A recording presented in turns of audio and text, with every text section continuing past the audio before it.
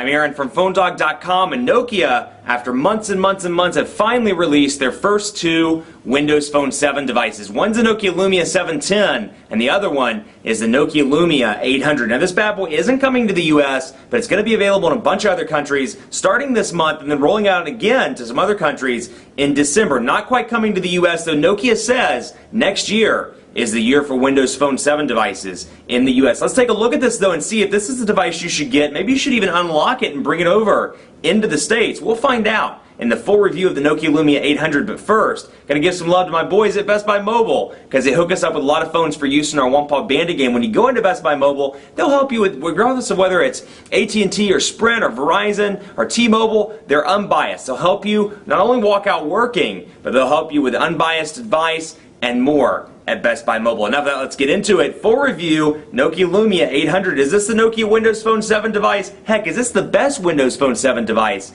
on the market ever in the history of Windows world? We'll find out starting right now. So similar platform, different hardware. Here's Nokia, one of their two Windows Phone devices. This is Nokia Lumia 800, and this is coming out in select countries this month and coming out in more countries in December, but not coming to the US until at least early next year. Nokia hasn't said whether they're going to bring out the Lumia 800 to the US, or they're going to bring out a 4G equivalent, or they're going to bring out entirely different models. We don't really know their US plans, but this is coming out in the UK and 5 other countries in November, and then another rollout in December. So a nice device, totally different design here for Nokia. Well, not really totally different design. It's the N9 basically with a camera shortcut button, a little bit of a placement change with the flash, and they slapped a couple things around and made the Lumia 800. But an absolutely beautiful display. They're matching excellent hardware with a Windows Phone 7.5 Mango device, and it's exciting to see Nokia's first product as a result of their partnership, if you will, with Microsoft. So specs-wise, this is packing a 1.4 gigahertz single-core processor. It has an 8 megapixel camera on the back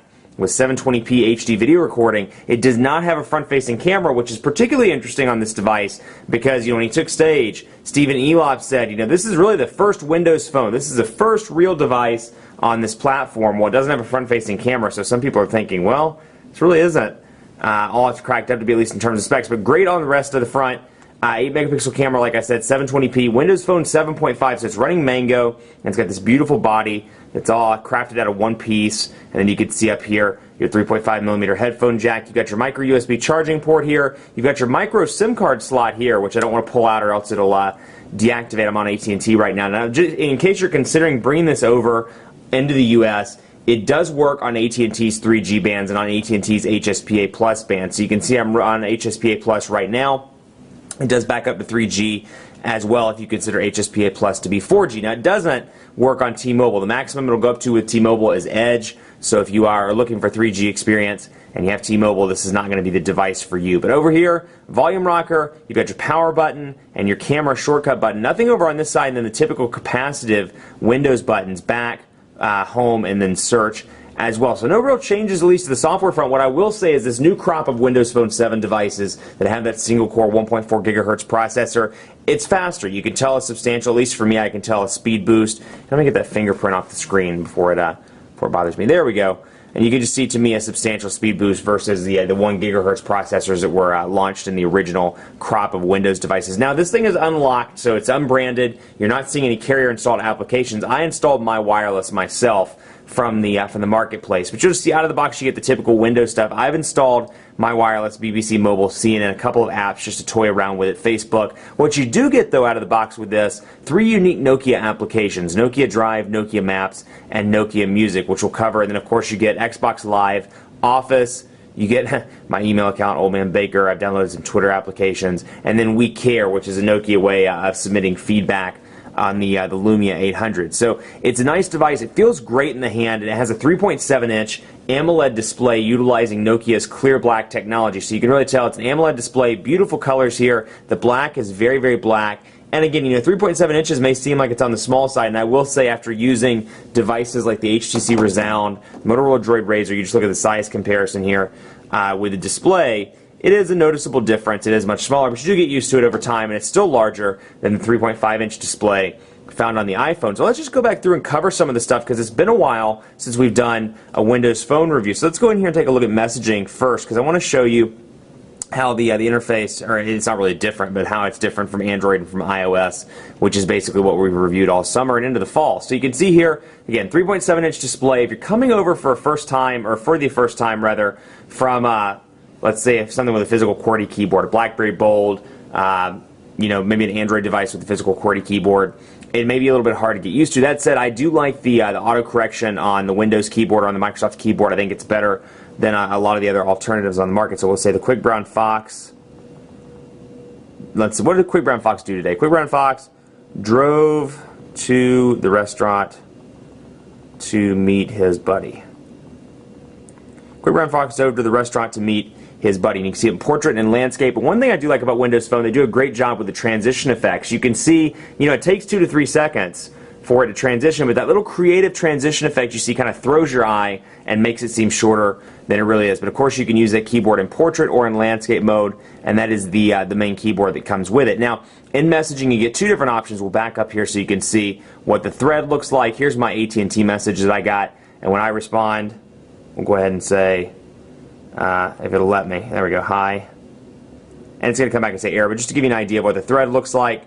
And then, of course, your signal strength stuff is up here. Now, when I get this message in just a second saying I didn't text a valid number, which I suspect I'll get here in a sec, the text messaging pops up here, and of course you'll see a 1 on the live tile beside messages. Now, one thing I like, they've really done a great job with making live tiles more prevalent. You can see I have the BBC News tile, and you can see how everything's kind of flipping and kind of dynamic. I have Charlotte weather going on right now, and it's flipping between the map and what the actual weather is.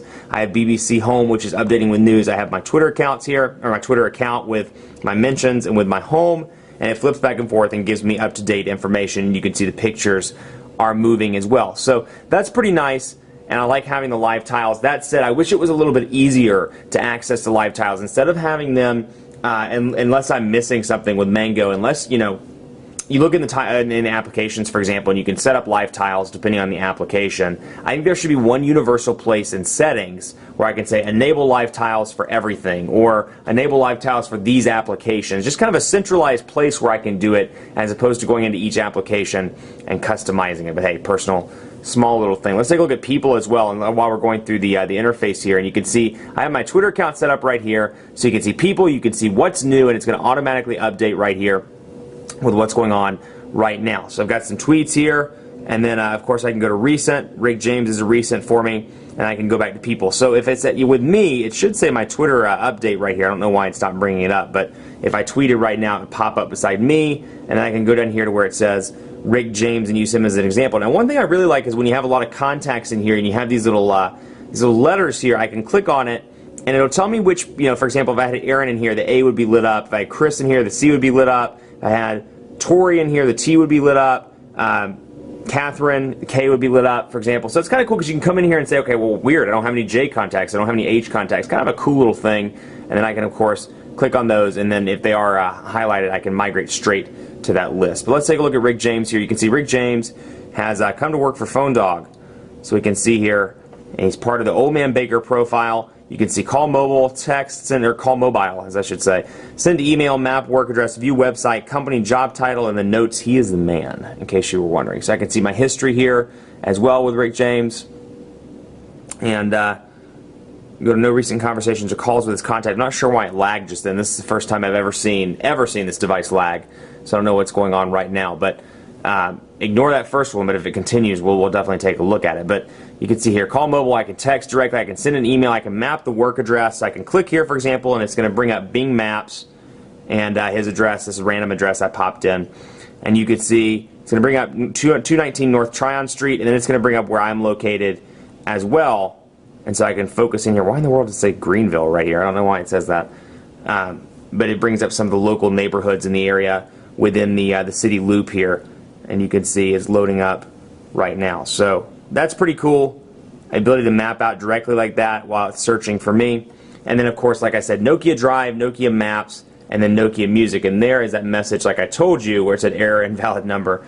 And it popped up. So Nokia Drive, Nokia Maps, Nokia Music all come with the Lumia 800. And this is something I've criticized Windows Phone for some time for not having a really good map application. Every time I switch from Android, I miss having Google Maps. Well, Nokia Maps seeks to kind of address that issue. And so we can come down here and take a look. For example, we're going to accept the improvement program. We're going to get it to focus in the general vicinity of where we're at. And you can see, there we go. It's going to bring it in the uptown area. And we can take a look here and do it real time just to give you an idea of what the map's interface looks like. So really nice to have this. And you have Nokia Drive as well. So if you pull up an address, it'll talk to you, it'll navigate you to your intended address. I don't know why this isn't coming up. Let's see here. So I have decent coverage. Let's try that one more time. Bring it up one more time, see if it zooms us in. There we go. That's better. And then you can see Charlotte. And so there I am, and you can see a nice little green dot. And then I can search for stuff. I can see places. So I'll bring up places, for example, and let's see what we can find here. Looking up popular places. And I'll zoom in and see what we can see here. Come on, come on, come on, come on. Places. Looking for popular. Maybe there aren't any popular places right now. Maybe everybody's in their car. It is rush hour after all. So, okay, here we go. So you can see some food choices. Brick's Wood-Fired Pizza, Charlotte Sting, Breakfast Club. Breakfast Club is fun. Children's Theater of Charlotte, Dunhill Hotel, Buckhead Saloon, etc. Buckhead, etc. So you do have a lot of different options there. And then same thing with Nokia Drive. Same kind of concept here. And we'll back out of that and go to a Nokia Drive so you can take a look at it and see. Same thing, but you can navigate much easier through this one. If you have another address, I can say, okay, here on Tryon Street, and that is not where I'm at, but I don't know why that's close enough, I guess. And so you can see Tryon this way, and then whenever I rotate, hopefully the arrow will rotate with it. There we go, that's correct. So you can see there I am, and I'm not going 6 miles per hour, but it says I'm going 6 miles per hour. But I come over here and I can see navigation options in 2D or in 3D. I can set that destination, I can change my settings, and then from there it'll tell me how fast I'm going, how far away I am from it. And then of course you can see this is kind of cool because I'm in 3D mode. You can see Bank of America Tower, you can see the Hearst Tower, which is pretty cool to see those within the Maps application. So again, totally free on the Lumia 800, and it's nice to have additional applications like that.